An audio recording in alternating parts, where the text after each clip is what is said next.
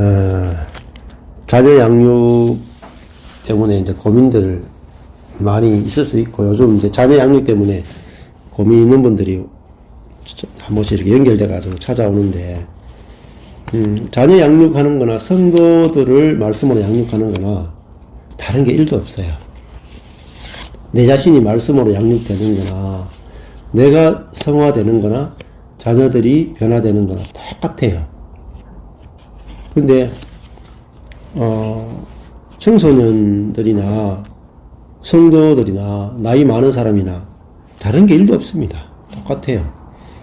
근데 사람한테 필요한 것은 율법이 아니고 복음이거든요. 여기서 확실하게 갈라져야 돼요. 내가 복음을 알면 자신감이 생긴다. 율법은 사람은 불온전하다에서 시작해서 뭔가 방법을 통해서 온전한 대로 나아가야 된다. 이게 율법이에요. 그러면 내가 자녀를 볼 때나 성도를 볼 때 온전하지 못하니까 뭔가 이렇게 해서 말씀을 가르치고 기도하고 뭐 예배 드리고 해서 온전한 대로 나가야 된다. 이게 율법입니다.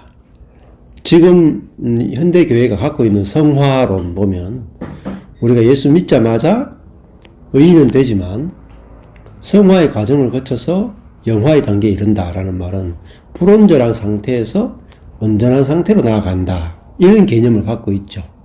그러니까 자꾸 변화의 과정을 거친다고 생각하죠. 그게 율법주의입니다. 복음은 불온전한 사람이 온전한 상태로 가는 게 아니에요. 복음은 온전함에서 출발해서 더 깊은 온전함으로 나가는 거거든요.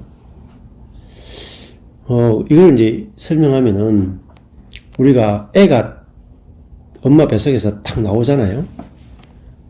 애가 뱃속에서 엄마 뱃속에 탁 나오면 불온전한 인간입니까? 온전한 인간입니까? 온전한 인간이잖아요. 그 온전한 인간인 상태에서 그러면 거기서 안 자라느냐 아니고 온전한 사람으로서 자라는 거죠. 이게 복음이라고 볼 수 있어요. 자, 그러면은 저도 첫 목회에는 성도들이 너무나 불온전해 보였단 말입니다. 문제가 많아 보이는 거예요.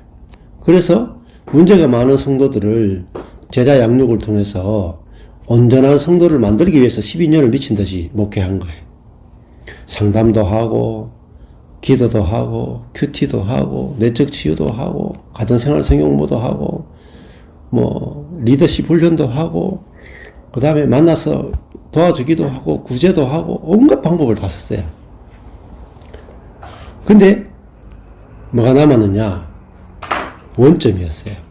왜냐하면 그 속에 자기 중심성이 뿌리가 딱 있으면요, 어떤 노력을 해도 원점이라.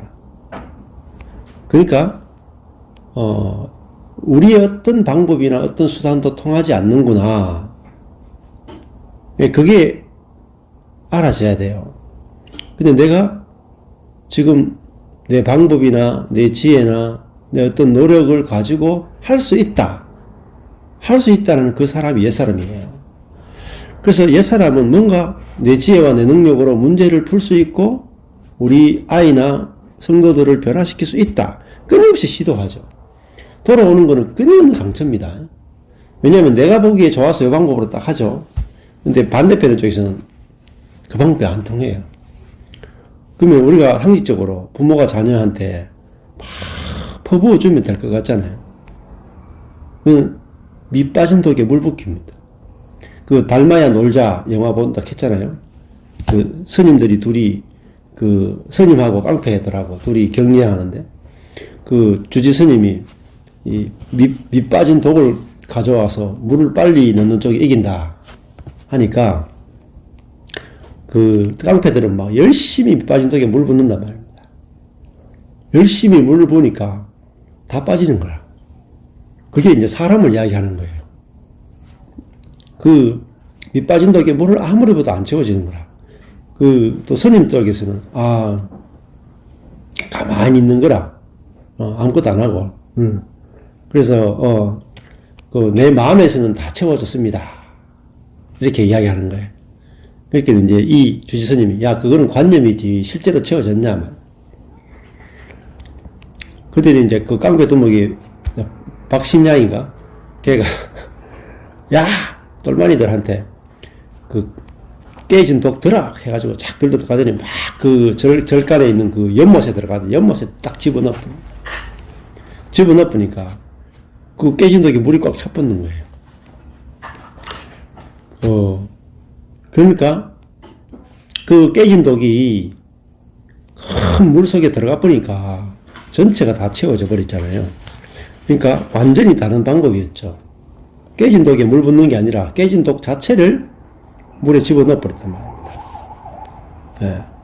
마찬가지로 복음은 완전히 다른 해결책이에요.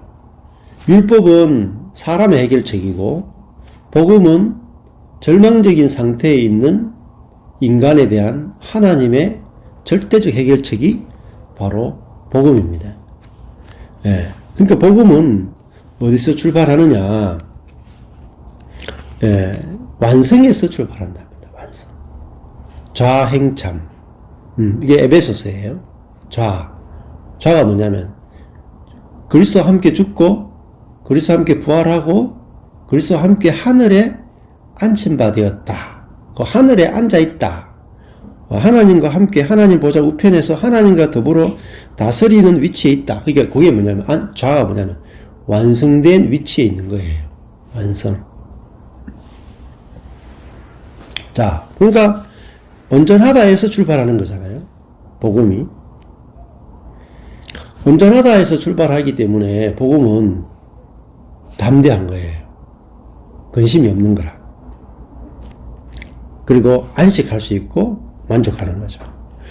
그러니까 내 자녀를 볼 때 최고의 양육은 애가 원하는 것을 해주는 게 아니란 말입니다. 애가 원하는 필요를 채워주는 게 아니다. 아무리 애가 원하는 대로 다 해줘도 애는 만족이 안 돼요. 애도 이미 타락해 있잖아요. 이미 부패해 있거든요. 그러니까 인간이 이미 부패해 있다는 사실을 알아야 우리의 모든 노력이 허사예요. 그러니까 전도서 보면 헛되니 모든 것이 헛되다. 그 말은 뭐겠어요? 인간의 모든 해결하려고 하는 노력은 헛되다라는 거예요. 그래서 처음에는 헛되다는 걸 알아야 된단 말입니다. 헛되다는 걸 알아야 내가 손을 딱 떼. 예. 그래서 처음에는 이 인간 자체가 왜곡되어 있으니까 보면 보세요. 우리 문제가 생기는 것은 정상입니다. 그러니까 자녀에게 문제가 생기는 것은 정상이에요. 왜냐하면 선악과를 먹고 삐뚤어져 있는 자아잖아요. 문제 안 생기는 게 이상한 거라. 그렇죠? 성경은 인간이 선악과를 먹고 심각하게 부패했다 하는단 말이에요. 그 부패한 행동을 나오는 게 정상이라. 정상이니까 그 부패한 게 일단은 거기서 출발하니까 문제가 없구나. 이게 부패했으니까 이럴 수밖에 없구나. 그렇게 출발해야 된단 말입니다. 우리는 그렇게 생각하지 않고 애가 건강한 아이가 건강한 성도가 정상이지. 건강한 사람, 건강한 청소년 정상이라고 잡아놓고 출발하면 우리 아이는 너무 문제가 많고 우리 성도는 너무 문제가 많은 거야. 근데 자연인은 심각하게 오염되어 있는 게 이게 정상이구나. 이걸 알면 그 문제가 안 돼요. 아예. 그런데 하나님은 그 심각하게 부패한 우리 아이를, 그죠? 그 옛사람을, 우리 성도를 그리스도와 함께 십자가에서 끝내버렸단 말입니다. 그죠? 십자가에서 죽여버렸기 때문에 그 왜곡되고 문제있고 선악으로 살고 철저하게 자기 중심성에서 갇혀가지고 살아가는 그 사람이 그리스도와 함께 죽었고 그리스도와 함께 새로운 피조물로 되었고 그리스도와 함께 하늘에 안침받은 새로운 피조물이 되었다. 온전하단 말입니다. 출발이 어디서 출발하느냐? 십자가에서 출발하는 것도 아니고 부활에서 출발하는 것도 아니고 하늘에서 출발한다. 이게 에베소서에서 복음이에요.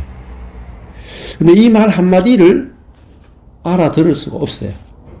인간의 사고 구조에는 없는 거래요. 성경을 아무리 읽어도 잘 몰라요. 5천만 리를 따르는 지방교회에서도 이 말은 알지만은 또 몰라. 열심히 가르치지만은 또 헷갈려. 왜냐면 이게요, 복음은요, 부분이 되면 안 되고 전부가 돼야 돼. 근데 복음을 들으면서도 왜 복음이 안 깨달아지냐? 복음을요, 부분으로 듣기 때문에 그래요. 그래서 갈라디아서는요, 복음에다가 율법을 섞으면 율법이 된다. 이렇게 말해요. 복음이 우리 삶의 일부분이 되면 안 돼요. 그래서 제가 말씀드릴 때, 피자가 한 판 있는데, 쪼가려가지고 이렇게 잘라서 오잖아요. 6등분해서 온단 말입니다. 그러면 우리는 복음을 들을 때 이 복음을 내 삶의 한 부분으로 들어요. 그러면요, 백날 들어도 소용없어요. 내 삶의 한 부분이라는 말은 무슨 말이냐면 율법이라는 뜻입니다. 한 부분은 복음인데 나머지 6분의 5는 다 율법이라. 그러면 율법입니다. 복음은 처음에서 복음으로 시작했으면 끝까지 복음으로 가야 돼요. 그래서 로마서 보면은 믿음에서 믿음으로 이른다. 이런 말이 있어요. 믿음에서 믿음으로 이른다. 그 말이 굉장히 어려운 말이에요. 신학자들이 해석을 못해. 믿음에서 믿음으로 이른다는 말은 복음에서 복음으로 이른다. 완전에서 완전으로 이른다는 뜻입니다. 그 안에는 불완전한 게 없는 거예요. 네. 그래서 완성에서 출발한다. 그러면요, 이렇게 생각해야 돼요. 제가 목회자인데, 제가 첫 번째 12년은 우리 성도들은 불완전하다. 제자 양육을 통해서 온전하게 만들어야지. 이게 12년 목회였어요. 근데 그 이후에 복음을 깨닫게 난 후에 13년 목회는 뭐냐면은 우리 성도들은 온전하다. 우리 성도들은 온전하다. 고칠 게 없다. 온전하다. 그거예요, 그거. 그래야 안식할 거 아닙니까? 그죠?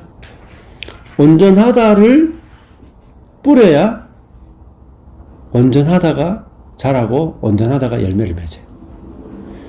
그러니까 이게 씨예요. 복음이 곧 씨앗이고 생명입니다. 온전하다라는 복음을 뿌려야만 인간의 절망적인 상태가 근원적으로 해결이 돼요. 그래서 자녀에게 아무리 문제가 많아도 괜찮아. 그건 다 갈아지잖아요. 그리고 그 자녀의 문제가 아니라 그거는요, 사단이 그 자녀의 마음의 밭에 뿌린 거거든요. 그 자녀가 아니고 그 성도가 아니라 문제는 내가 가라지 씨앗이 아니라 미래 씨앗을 가지고 있느냐의 문제예요. 내가 미래 씨, 복음의 씨를 갖고 있으면 뿌리면 돼. 가라지를 뿌리면 가라지가 나잖아요. 밀을 뿌리면 반드시 밀이 나요. 그 밭의 최고의 그 가능성은 뭐냐면, 밭은요, 뿌리는 것을 실제화시켜내는 능력은요, 탑이에요, 탑. 밭은요, 다른 능력은 없어. 밭은 절대 무능한데, 딱 하나의 능력이 있어요. 자기에게 뿌려진 것을 실제화시켜내버려요. 가라지를 뿌리면 가라지를 실제화시켜내요. 사단을 뿌리면 사단을 실제화시켜내요. 하나님의 생명을 뿌리면 하나님의 생명을 실제화시켜낼 수 있는 가능성을 하나님은 인간에게 주신 거예요. 이게 인간에게 주신 최고의 능력은요, 받아들여서 실제화시키는 능력이에요. 자기 속에서 만들어낸 능력 하나도 없어. 제로야. 그걸 무능이다 그래요. 자기 스스로 만들어내는 능력은 제로인데, 자기에게 들어오는 것은 100% 실제화시켜버려요. 이게 하나님이 인간을 만드신 방식이에요. 그 인간을 알아야 인간을 살릴 수 있는 거예요. 그러면 성도가 아무리 문제가 많다, 또 자녀가 아무리 문제 많다, 그 다 사단이 가라지를 뿌려놨기 때문에 그런 거예요. 근데 복음을 뿌리면 반대로 복음이 나와요. 근데 내가 어떤 방법을 쓰고 내 지혜를 쓰고 내가 어떻게 해결해 보겠다. 그게 뭐냐? 전부 다 선악의 지식이고 율법이고 인간의 지혜잖아요. 그게 다 가라지예요. 인간의 지혜, 인간의 능력, 인간의 노력 안 통합니다. 그거는 뭐냐면은 온전하다가 아니기 때문에 온전하다가 아니다는 건 뭐겠어요? 상대방을 사랑하지 않는 거예요. 우리가 죄를 이렇게 하면 우리 자녀를 이렇게 하면 도움이 되고 저렇게 도움이 되고 성도를 이렇게 도움이 되고 저렇게 도움이 되고 그 도와주는 게 사랑인 것 같지만 인간적으로 보면 사랑이지만은 성경적으로 보면 사랑이 아니에요. 왜냐? 온전하지 않다라고 전제하고 들어가기 때문에 그래요. 그렇잖아요? 너 문제 있다. 그러니까 내가 도와줄게. 그건 사랑이 아니거든요. 너 온전하다. 하는 게 사랑이다 말입니다. 하나님 우리를 사랑하시는 것도 우리를 향해서 온전하다. 그러니까 피조물로서 온전하다. 하는 그것으로 우리를 사랑하시는 분이다 말입니다. 자, 우리가 온전하면 하나님의 손에 맡기게 돼요. 자, 내 관점으로 보면 어때요? 성도도 그렇고 자녀도 그렇고 문제가 많죠? 얼마나 문제가 많습니까? 문제가 많으면은 그 다음 단계가 뭐냐면 내 지혜와 내 능력을 가지고 내 선을 가지고 손을 대게 돼 있어요. 고치기 위해서. 그게 두 번째라. 손을 대는데 그걸 사랑이라고 우리는 생각해요. 그렇죠? 사랑하니까 너의 어려운 문제에 내가 손을 대겠다. 근데 내 손을 의지하는 거죠. 내 방법과 내 지혜와 내 선과 내 능력을 의지하는 거죠. 그런데 정작 하나님의 손을 의지하지 않아요. 하나님의 손은 없어. 하나님의 손에 못 맡겨요. 그래서 온전하다 할 때 온전하니까 뭐 손댈 게 없죠. 그리고 하나님이 어떻게 하시는가 지켜보게 되는 거예요. 예. 근데 이게 자아로서는 제일 어려워요. 온전하다도 안 되고 하나님의 손에 맡기는 것도 안 돼. 자아로는. 그래서 그 문제가 중요한 게 아니고 그 문제를 보는 주체가 누구냐는 거예요. 주체. 자, 그렇죠? 지금 뭐 어느 교회도 굉장히 시끄러운데 주변에 보면 교회들도 막 시끄러워요. 근데 그 주체가 누구냐는 거죠. 그 문제를 바라보는 주체가 나냐? 하나님이냐? 나냐? 내 안에 있는 그리스도냐? 그 문제가 중요합니다. 내가 할 수 없다. 내가 자녀를 고칠 수 없다. 내가 자녀를 도울 수 없다. 내가 성도를 도울 수 없다. 내가 성도를 고칠 수 없다. 무능이잖아요. 우리 자신의 무능을 확실하게 알면 자녀를 도울 수 없는 것, 성도를 도울 수 없는 것이 당연한 거예요. 자, 내가 돕지 못하는 걸 당연하다 해서 출발해야 돼.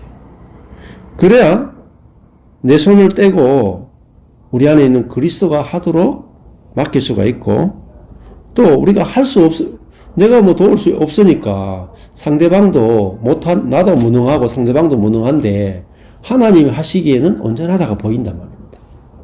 온전하다가 안 보이면 안식이 안 돼요. 안식이 안 된 상태에서 어떤 행동을 해도 문제 해결이 안 돼요. 근원적인 문제가 해결이 안 돼요.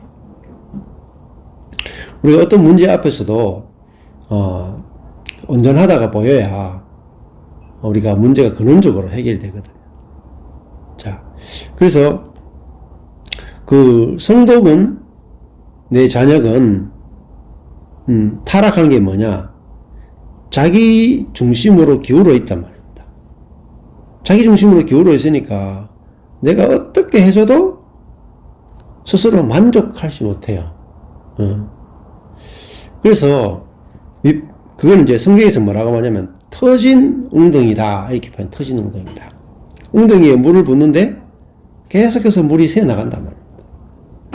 그래서 아무리 많은 사랑을 줘도 답이 없어요. 그걸 알아야 우리가 노력을 다 그친단 말입니다. 내가 뭔가 주려고 하는 게 그치는 거예요. 그리고 결국은 진짜 사랑은 온전하다 하는 게 사랑이고 하나님의 손에 맡기는 게 사랑이고 그 다음에 진짜 사랑은요 내가 주는 게 아니고요 내가 받은 것이 보이는 거예요. 그게 사랑이라. 성도들을 정말 변화시키고 싶다. 자녀를 변화시키고 싶다. 그러면요 자녀가 온전하다 그런 게 보여야 돼요. 성도가 온전하다는 게 보여야 돼요. 그리고 그 자녀가 그 성도가 성도에게 내가 뭔가 주는 게 아니라 그 자녀와 성도들로부터 내가 받은 은혜가 보여야 돼요. 네. 내가 받은 것이 보이는 게 사랑입니다. 네. 제가 아내를 사랑하는 것은 그거는 사랑한다는 건 뭐냐면 내가 이만큼 해줬는데가 사랑이 아니잖아요. 맞죠? 내가 아내로부터 이런 사랑을 받았구나를 아는 게 사랑이잖아요. 안 그렇습니까? 그 남편이 나는 당신한테 이렇게 많이 해줬는데 이렇게 말하면은 아내들이 전부 다 다 그렇죠? 근데 남편이 반대로 여보 난 당신한테 정말 해준 게 없는데 나는 당신이 내 아내가 되어줘가지고 내 아이도 낳아주고 같이 길러주고 먹여주고 입혀주고 당신한테 받은 것밖에 없네 이렇게 말을 하면 그때 비로소 아내들이 우리 남편이 정말 나를 사랑하는구나 그렇게 느끼죠. 잘 생각해 보세요. 우리가 자녀에게 많이 준다고 해서 자녀가 사랑받는다는 느낌을 가지는 게 아니에요. 왜냐하면 부패했기 때문에 그래요. 부패했기 때문에. 그래 부패한 인간한테는 뭐냐면 당신이 나한테 좋습니다 해야만 사랑을 느껴요. 왜? 자기중심이니까. 뒤집어져 있단 말입니다. 존재가. 그래서 어떻게 보면은 자식이 엄마한테 해주는 건 아무것도 없는 것 같죠. 팽팽 놀기만 하고, 그죠? 생각해보세요. 어릴 때부터 기저귀 갈아주고, 먹여주고, 입혀주고, 재워주고, 요거 다 들어줬잖아요. 그래서 부모가, 어줍잖게, 내가 니한테 이렇게 해줬는데, 니한테 해준 게 뭐고? 그러면 자식은 뭐라고 느끼냐면, 그러면 그게 사랑이야? 안 그래요? 아니, 그거 해줄 때, 받으려고 그러면 한 거라? 그러면 사랑 아니잖아요, 어차피. 원점으로 돌아가 버려요. 그렇잖아요? 자녀가 좋아서 해주고, 그리고 했다라는 것이 없는 것이 사랑이거든요. 했다는 게 없는 게 사랑인데, 했다 하는 순간에 사랑은 증발해버려요. 증발해버려요. 그러니까 자녀를 사랑하는 방식으로 막 베풀어주고 뭐주고 이렇게 해봤자 돌아오는 게 없단 말이에요. 그러니까 실패한 부모들이 무직실이 많아. 그래가지고 첫째 장남한테 다 퍼붓잖아요. 돈하고 물질하고 관심을 첫째 아들한테 모든 걸 다 퍼부었어. 그 효도는 누구한테 받느냐면 천대받은 딸들한테 효도를 그렇죠? 공식이라 공식. 근데 왜 그러냐면은 첫째 장남한테는 이 새끼야 내가 니한테 해준 게 얼마인데 이게 가거든.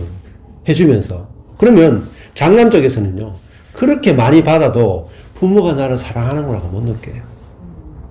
근데 딸들한테는 엄마가 생각해보니까 나이 들어 생각해보니까 장남한테 해주다가 딸들한테 해준 게 없거든.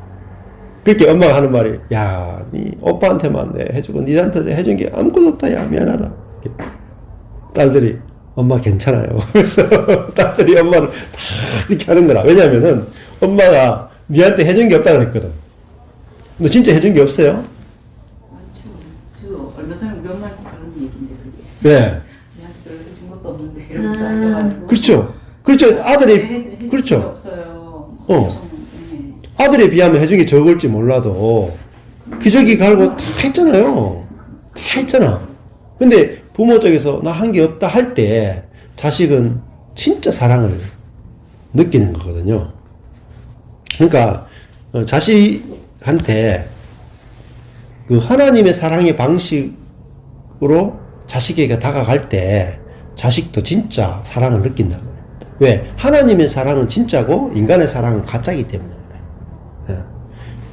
그렇죠? 예. 그래서 야, 부모가 그렇게 하고 나도 야, 내가 니한테 해준 게 없어가 진짜 미안하네. 그렇게 이야기하면 자식들은 야, 야, 우리 부모가 진짜 멋지다. 예. 그러니까 자기가 뭐 짐이 없잖아요. 부모가 니한테 해준 게 아무것도 없다. 이렇게 말하면 자식은 갚아야 될 짐이 하나도 없단 말입니다. 그게 자식을 자유케 한단 말입니다. 그러면 자유케 해주는 게 뭐죠? 그게 사랑이라. 짐을 지우지 않는 게 사랑이라. 근데 내가 이만큼 해줬는데 하는 말은 어마어마한 짐을 지우는 거야. 그 짐을 지우는 건 사랑이 아니에요. 그러니까 저도 첫 목회가 야, 내가 젊음을 바쳐가지고 니들을 위해서 내가 막 서울을 매주 갔다 오면서 내가 얼마나 퍼부었는데 그건 짐을 지우는 거야, 짐을. 근데 목사가 그러면 사랑을 주는 게 아니고 짐을 지우는 거야.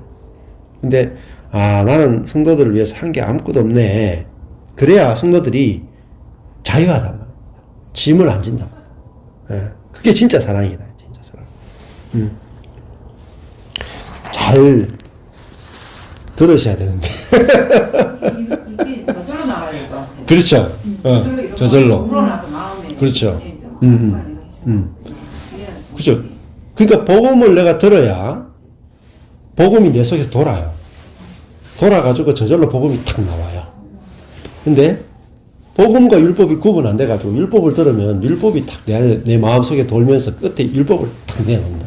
내가 뭐 했다를 상대로. 예. 그렇잖아요. 예.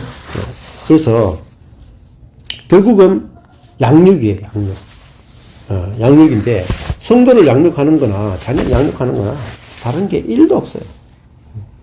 그래서 우리가 양육은 율법으로 양육하느냐 복음으로 양육하느냐 이거예요.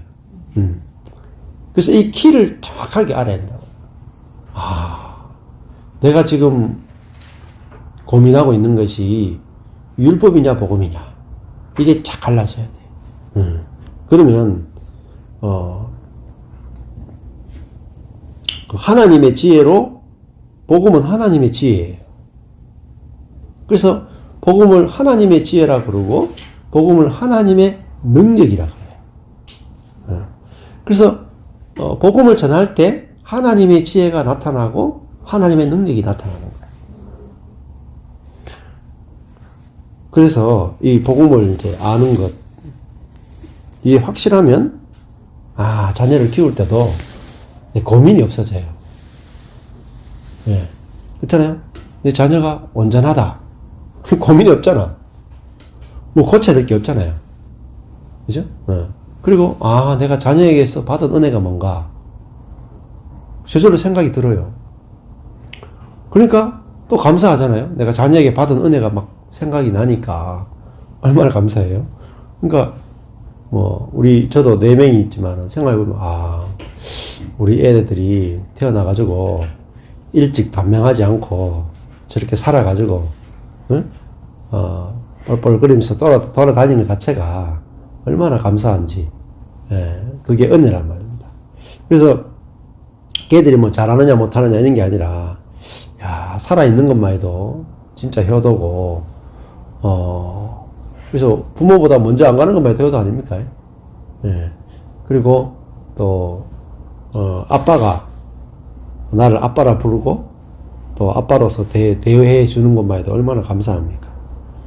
예. 없었으면은 뭐 아빠가 될 수도 없고 뭐 자녀와의 관계도 못 만들어졌겠잖아요. 그래서 제가 그 목회할 때 가정사역 할 때 늘 그런 말 했거든요. 부모의 은혜를 그만 이야기하고 자녀의 은혜를 이야기해라. 예. 예. 뭐 어머님의 노래, 뭐 부모님의 노래 이런 거 있잖아요. 자녀의 은혜를 사실 만들어야 돼요. 부모에게 필요한 것은요, 자녀의 은혜예요. 자녀가 나를 통해서 태어난 것만 해도 자녀가 내한테 부모에게 준 은혜는 부모도 자녀에게 은혜를 갚을 수가 없어요. 유교에서 보면은 부모의 은혜를 갚을 수가 없잖아요. 그죠? 근데 복음으로 보면요, 자녀의 은혜를 갚을 수가 없어. 그게 복음입니다. 그러면 그 부모가 평생을 살아도 자녀의 은혜를 못 갚아요. 어떻게 갚겠어요? 나는 죽으면 끝나는데 내 자녀가 나의 생명을 이어줘서 살아주잖아. 그 자녀의 은혜가 얼마나 큽니까? 그래서 그 자녀의 은혜만 알면 자녀가 잘 양육돼요. 손댈 필요가 없어. 목사가 성도의 은혜만 알면은 손댈 필요가 없어. 그냥 성도가 그냥 자라. 그렇죠? 자, 이게 근데 반대로 한단 말이에요. 반대로 하면 심각한 문제들이 생기는데 해결이 안 돼요. 율법 안에서는 아무리 노력해도 해결이 안 돼요. 이 두 가지가 갈라지는 게 중요합니다.